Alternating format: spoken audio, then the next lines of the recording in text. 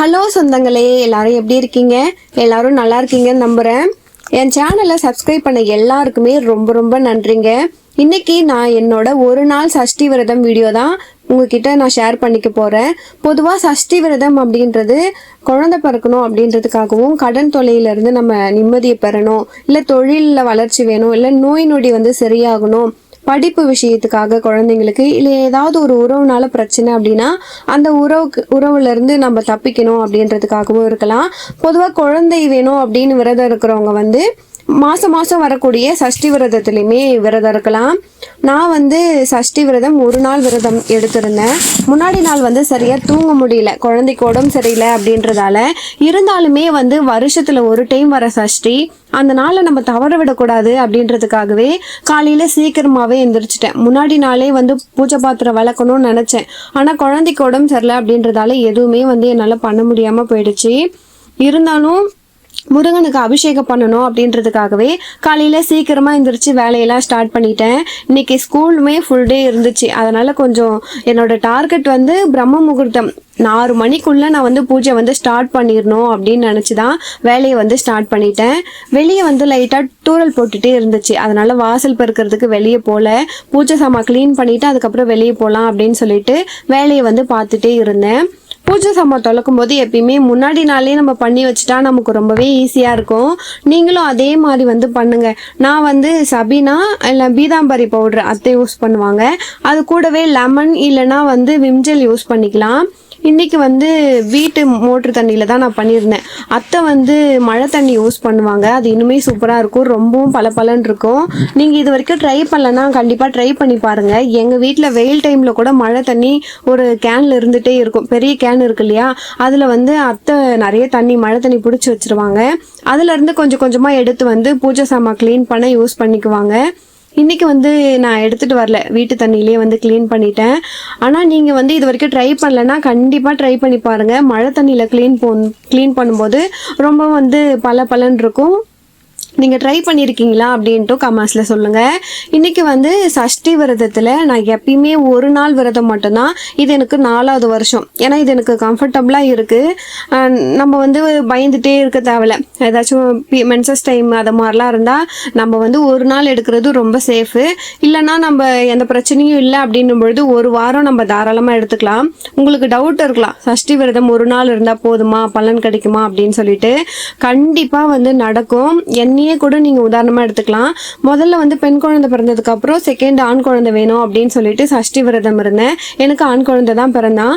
அதனால ஒரு நாள் விரதம் இருந்தாலுமே நம்மளுடைய வேண்டுதல் உண்மையாக இருக்கும் பொழுது முருகர் நமக்கு நிறைவேற்றி கொடுப்பாரு. இதில் எந்த சந்தேகமும் உங்களுக்கு வேணாம்.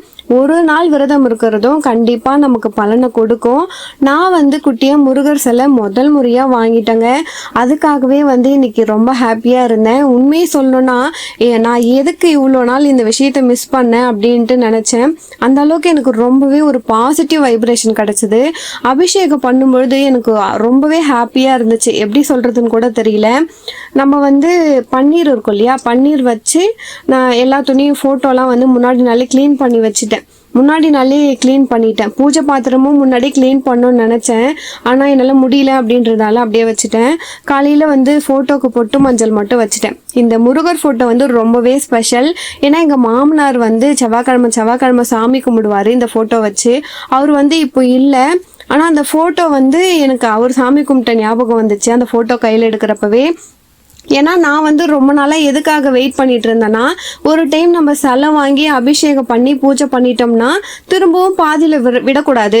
ஏன்னா நம்ம சிலை வாங்கிட்டோம் அப்படின்னா மாசத்துல ஒரு டைம் ஆச்சும் அபிஷேகம் பண்ணணும், இல்லை வாரத்தில் ஒரு டைம் ஆச்சும் பண்ணணும். குழந்தையெல்லாம் வச்சுட்டு பண்ண முடியாது அப்படின்றதாலே நான் கொஞ்ச நாள் அப்படியே வெயிட் பண்ணிட்டு இருந்தேன். இப்போ அர்த்தி குட்டிக்கு 2 வயசு கம்ப்ளீட் ஆயிடுச்சு. இப்போ ஓரளவுக்கு பரவாயில்ல. இங்கே உட்காரணும் அப்படின்னு சொன்னால் கம்முன்னு உட்காந்துட்டு இருக்கான். அதனால சரி ஓகே அப்படின்னு சொல்லிட்டு நான் சிலை வாங்கிட்டேன்.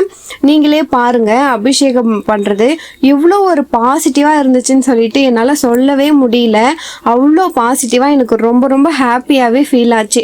முருகருக்கு மொத்தமாக நான் 6 அபிஷேகம் பண்ணியிருந்தேன். நிறைய வச்சிருந்தேன், 9 பொருள் கிட்ட வச்சிருந்தேன்.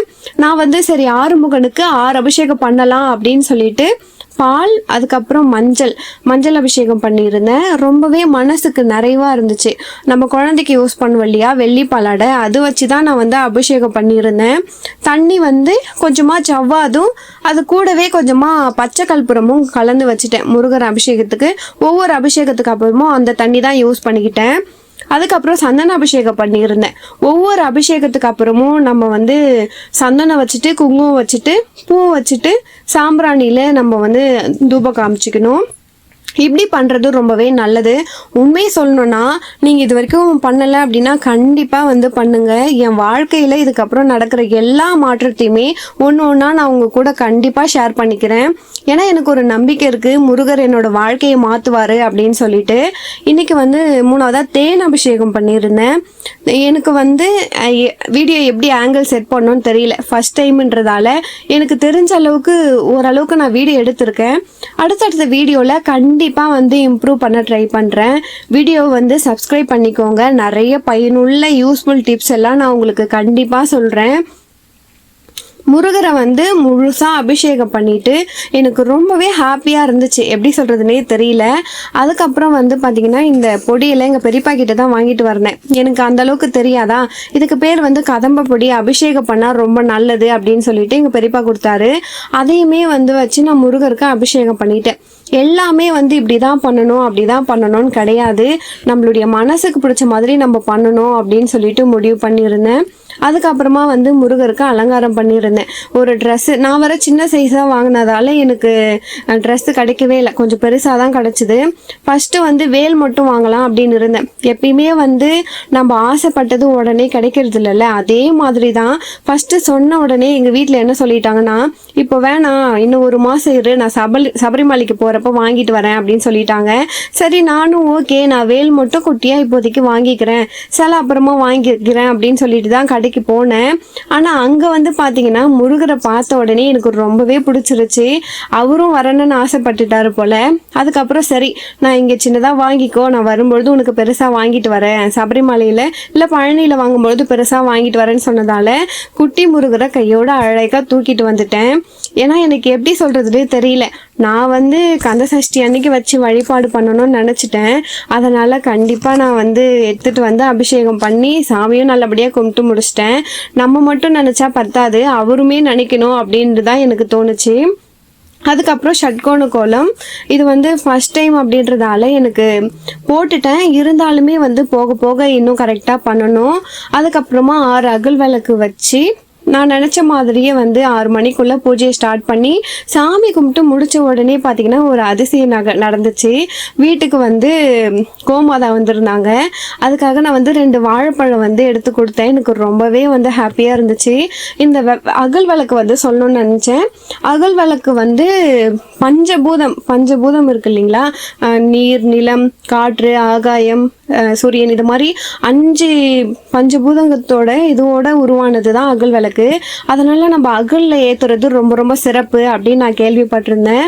அதுக்காக நான் அகல் விளக்கு யூஸ் பண்ணி தான் ஏற்றினேன். காலையில் ரொம்ப நல்லபடியாக வந்து எனக்கு பூஜை முடிஞ்சது.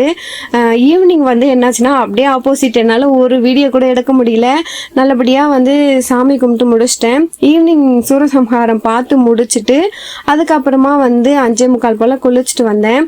அன்றைக்கி வந்து சரியான மழை அப்படின்றதால எங்கேயுமே எதுவுமே கோயிலுக்கு போக முடியல.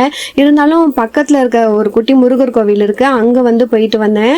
ஈவினிங்கும் அதே நேரம் காலையில் வந்து விளக்கேற்றணும் இல்லையா, அப்போ வந்த மாதிரி அதே பசுமாடு ஈவினிங்கும் வந்துச்சு. இத்தனை வருஷத்தில் நான் நிறைய டைம் விளக்கேற்றிருக்கேன், அது வரைக்கும் வரலை. ஆனால் இவங்க கத்துல அந்த மாடு வந்து கொஞ்சம் தூரம் போயிடுச்சு. அச்சச்சோ வராதே அப்படின்னு தான் நினச்சேன். அந்த பசங்க கத்துனதால அது போயிடுச்சு. திரும்பவும் அது வீட்டுக்கு வந்துச்சு. நான் வந்து என் கையால் வந்து ஒரு அதிரசமும் வாழைப்பழமும் எடுத்துன்னு போய் கொடுத்தேன். ஏன்னா அந்த எப்படி சொல்கிறதுனே தெரியல, ஈவினிங் போல் வந்து வெத்தலை தீபம் போட்டு சாமிக்கு விளக்கேற்றிட்டேன். இதுக்கப்புறம் விடவே கூடாது, ஒவ்வொரு செவ்வாய்க்கிழமை இல்லைன்னா செவ்வாயோரையில் பூஜை பண்ணணும், இல்லைன்னா ஒரு சஷ்டியில் எப்பயாச்சும் நான் வந்து அபிஷேகம் பண்ணணும் அப்படின்னு நினைக்கிறேன். எல்லாருக்குமே வந்து சொந்த வீடு அப்படின்றது கனவு. எனக்குமே வந்து இடம் வாங்கி வீடு கட்டணும் அப்படின்றது ஒரு பெரிய கனவு. அது வந்து ரொம்ப ஈஸியாக எல்லாருக்குமே நடந்துராது. நானும் அதுக்காக தான் வந்து ரொம்ப வந்து வெயிட் பண்ணிட்டு இருக்கேன். அதுக்காக தான் முருகர் வழிபாடு ஸ்டார்ட் பண்ணியிருக்கேன். நீங்கள் வந்து எதுக்காக சஷ்டி விரதம் இருந்தீங்களோ அது கண்டிப்பாக வந்து நடக்கணும் அப்படின்னு சொல்லிட்டு நானும் முருகர்கிட்ட வேண்டிக்கிறேன். அடுத்த ஒரு நல்ல வீடியோவில் பார்க்கலாம். அது வரைக்கும் டாடா பாய் பாய். மறக்காம சேனலை சப்ஸ்கிரைப் பண்ணிக்கோங்க.